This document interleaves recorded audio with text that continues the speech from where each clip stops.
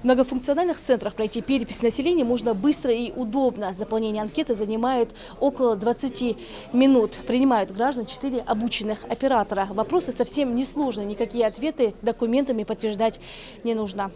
До окончания важного события совсем немного, поэтому те, кто еще не успел пройти перепись населения, приходят в отделение МФЦ. Здесь уже успели переписать больше 300 человек. Народный опрос проходит по графику. В основном за помощью к операторам приходят люди преклонного возраста и те, кто не особо дружит с гаджетами.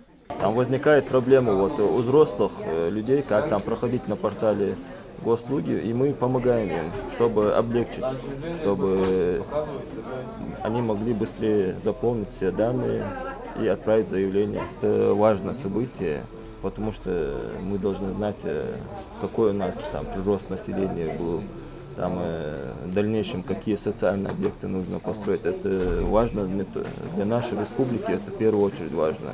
Перепись – это ведь не только способ узнать количество граждан страны и отдельных субъектов. Это послужит базой в будущем в запуске новых социальных программ и улучшения показателей качества жизни. Пятимат Магушкова уверена, что перепись покажет, в каких переменах нуждаются россияне.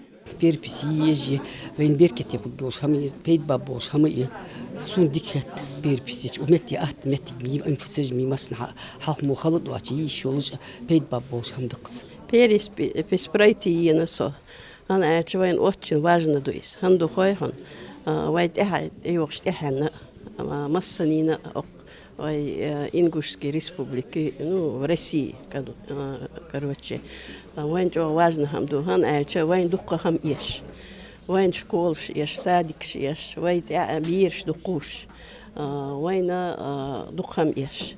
Перепись – важнейшее событие общенационального значения. Граждане отвечают на 33 вопроса, 23 из которых касаются социально-демографических характеристик, 10 жилищных условий. Перепись впервые в своей истории проходит в онлайн-формате. В Суже перепись населения прошли уже 97% жителей. Анкету уже заполнил и глава города Аслан Умаров. Вопросы, в принципе, несложные, связанные с членами семьи, количество и так далее, и так далее. В принципе, специалисты компетентны. Очень комфортно, любой желающий может прийти в любое время, абсолютно без каких-либо проблем пройти эту перепись. Эта процедура является важной в первую очередь для нашей республики. Почему? Потому что перепись населения позволяет определить структуру и количество народов России, в том числе малых народов. А для нас это важно. Почему? Потому что после точного определения количества населения при составлении главного финансового документа страны, это бюджета страны, уже определяются различные пункты в бюджете, в частности, это социальные программы и прочее, что немаловажно для нашего дотационного региона. Перепись населения в стране стартовала 15 октября и завершается на этой неделе. В Ингушетии уже переписано больше 95% населения. Рина Сычева, Магомед Дидигов. Новости 24.